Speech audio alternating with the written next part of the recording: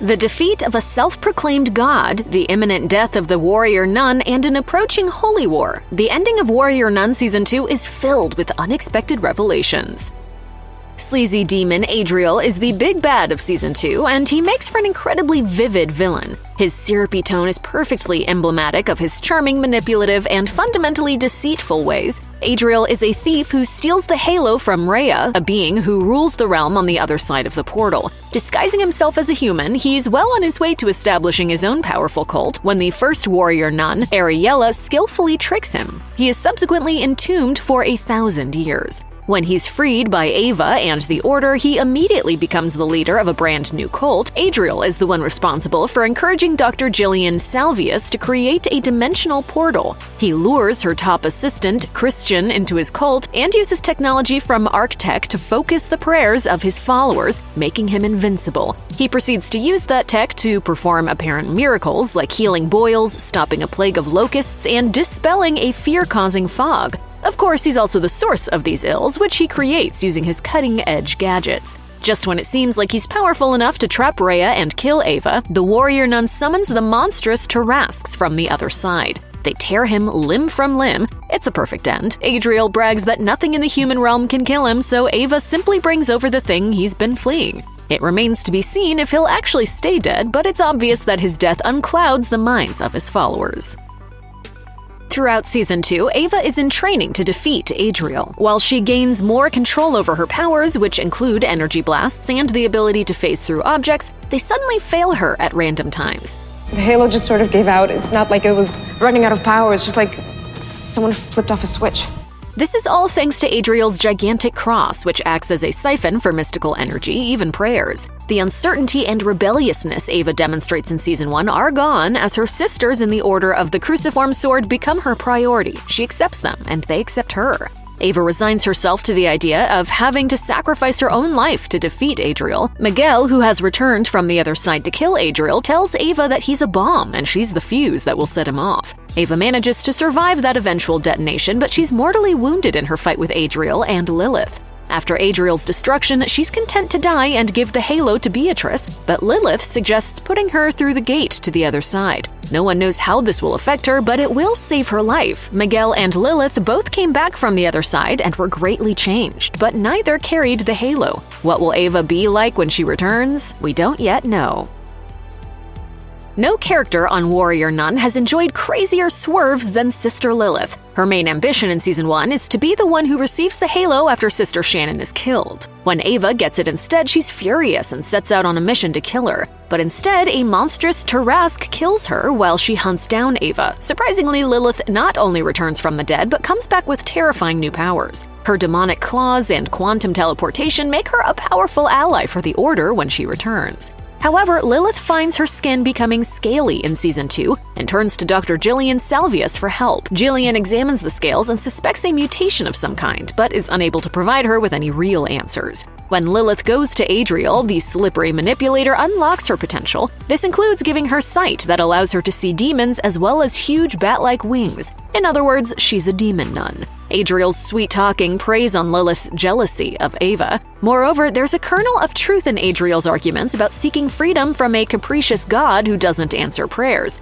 He uses this to manipulate her with dreadful skill. In time, she becomes more than a match for the warrior nun. In the end, Lilith sees Adriel as the monster he truly is and develops her own agenda. Thus, she warns Beatrice that a holy war is coming and hopes they're on the same side.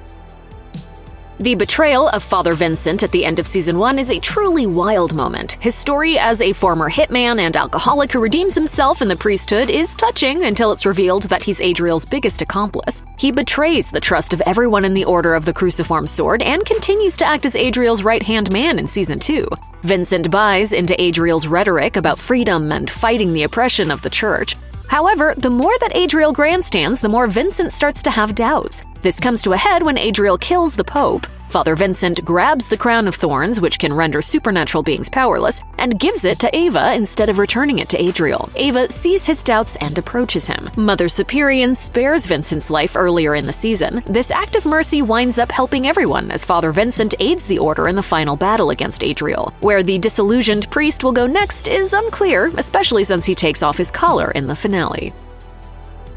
One of the central plots of Season 1 is Dr. Gillian Salvius's attempts to save the life of her son Michael, who has a rare blood disease. Notably, Michael has visions of Adriel's tomb, the Warrior Nun, and other supernatural phenomena. Gillian creates a mystical gate to send him to a heaven-like place where he can be healthy. When she finally makes the gate work, young Michael runs through it and disappears. Gillian has no idea how to get him back. At the beginning of Season 2, Ava befriends a young man named Miguel who opposes Adriel. He soon invites Ava to help him and his organization. Very quickly, Ava learns there's much more to Miguel than meets the eye. This becomes especially obvious when he helps her defeat several demon-possessed people. When he tells them they're going to go to his home, which is a safe place for them to stay, they find themselves at Gillian's house. It's here that Miguel reveals that he's her son. The tragedy of this situation is that while Gillian is overjoyed to see him alive, she's also still in mourning about the time she lost with him. Unbeknownst to her, his situation is even more tragic than it appears to be. His only purpose in returning is to carry out a suicide mission. Once again, a character who tries to play God, Gillian in this case, is punished for her hubris. One of the most slow-burn character developments in Warrior Nun is the friendship that eventually turns into love between Ava and Sister Beatrice. Beatrice struggles with feelings of worthlessness and fears of rejection because she is a lesbian. She responds to these thorny emotions with obsessive overachieving. When Beatrice tells a story about a warrior nun who was gay, Ava immediately understands that this is Beatrice's way of coming out to her. Their friendship deepens in Season 2 as they both take jobs at a local bar in Switzerland in an attempt to lay low. Beatrice is trying to train Ava, but Ava has her eye on having fun. When Beatrice tells Ava that she's never had a drink, Ava is determined to get her drunk. They have a great time and dance with each other at a bar. Their budding love comes into sharper focus when it appears that Ava is dead from a fall. Before Ava revives, Beatrice cradles her and pours out her heart. As the season continues, Ava knows that their time together is limited and kisses a shocked Beatrice. Before sending Ava to the other side, they have another tender moment, but Beatrice doesn't tell Ava she loves her until after she crosses over. I love you. It's clear that this will be something that propels the action as the series moves forward, as their love story is an excellent anchor amidst all the weirdness of Warrior Nun. Mother Superion has her own journey in Season 2. She's a stodgy enforcer in Season 1, disapproving of everything that Ava does, and works closely with Cardinal Duretti to keep the Order of the Cruciform Sword viable. However, she comes around and helps the sisters invade the Vatican at the end of Season 1. Season 2 sees her truly come to grips with her past. She reveals the full story of how she held and was rejected by the Halo. While on a mission, her insistence on working alone wound up getting the previous Mother Superion killed. Her arrogance made the Halo drop out of her body, and Sister Shannon became her replacement. This makes her resentful of Shannon and even more resentful of Ava. Later, when Superion is gunned down, she confesses her jealousy to Ava and the others. Ava forgives her and lies down with her. Ava's unconscious use of the Halo to heal brings Superion back to life and makes her feel healthier than she has in years. She also feels closer to the sisters than ever before, having finally admitted to her festering feelings and personal flaws. One of the most entertaining relationships in Warrior Nun is between Sister Yasmine and Sister Camila. Both of them start Season 2 as secondary characters who need to prove themselves and eventually emerge as legitimate butt-kickers in their own ways. Camila is the youngest member of the Order of the Cruciform Sword, but she's a brilliant woman whose understanding of technology makes her a crucial team member. Even when Adriel implants her with a device that allows him to read her thoughts and speak to her, Camila manages to turn the tables on him by getting in his head at just the right time.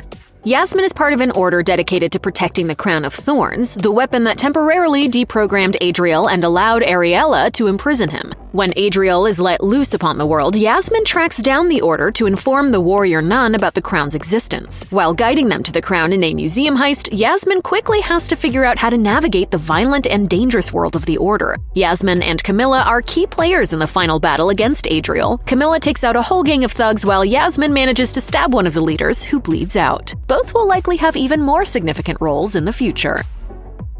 There are times when it's hard to tell the difference between the heroes and villains of Warrior Nun. This is especially true of authority figures, and the show's Pope is no exception. In Season 1, he's Cardinal Francesco Duretti, a man obsessed with appearances who clamps down on the activities of the Order of the Cruciform Sword because he doesn't want them making the church look bad. But his manipulations and schemes make it a little too easy for the Order to suspect that he killed Sister Shannon and tried to get Adriel's bones to consolidate power. This suspicion turns out to be wrong. However, just because he didn't do those things doesn't mean he's not a power-hungry and ruthless man. He tortures one of Adriel's spies to get information, grandstands at a meeting of clergy to browbeat them into working against Adriel, and is part of an institution that has, Adriel asserts, killed millions of people throughout its history. The Pope is fighting against Adriel not because it's a righteous cause, but because he's worried about someone stepping on his turf. Next to Adriel, you are as ants. You will kneel before him. If there's a God on Earth, then what use will people have for the Church? Adriel is presented as a charlatan, but he cleverly co-opts all of the Church's rhetoric. When Duretti gets disintegrated by Adriel on live television, it's a declaration and demonstration of power. It's horrifying, yet it confirms Adriel's claims. One of the last things Sister Lilith says to Sister Beatrice in the Season 2 finale is that a dark future awaits them. There's a holy war coming. I really hope we end up on the same side. What exactly does this mean? Hints are planted throughout the entire season. The nature of the other side, the realm at the other end of the portal that Dr. Gillian Salvius creates, is not exactly clear. Its existence is first made known when Adriel arrives on Earth after ripping open a gateway from his world using the halo. He's pursued by Tarrasques, monstrous demons whose sole purpose is to regain the mystical object. Lilith is dramatically changed by her time on the other side after she's killed, and Gillian sends her over again through the gate. What feels like seconds for Gillian is days for Lilith, who walks through a desert until she's expelled by an entity that does not want her there. Miguel wanders the same desert as a boy until he's rescued by wandering angels and taken to the Shining City. He's raised in Rhea's court and trained as a weapon to use against Adriel. Rhea later helps Ava defeat Adriel. Is Rhea a god, a demon, an angel, or something else entirely? Is she going to start the holy war against Earth, or will someone bring the fight to her? What are her motivations and intentions regarding Earth? Like many of the most powerful figures on the show, her motivations are inscrutable and absolutely fascinating.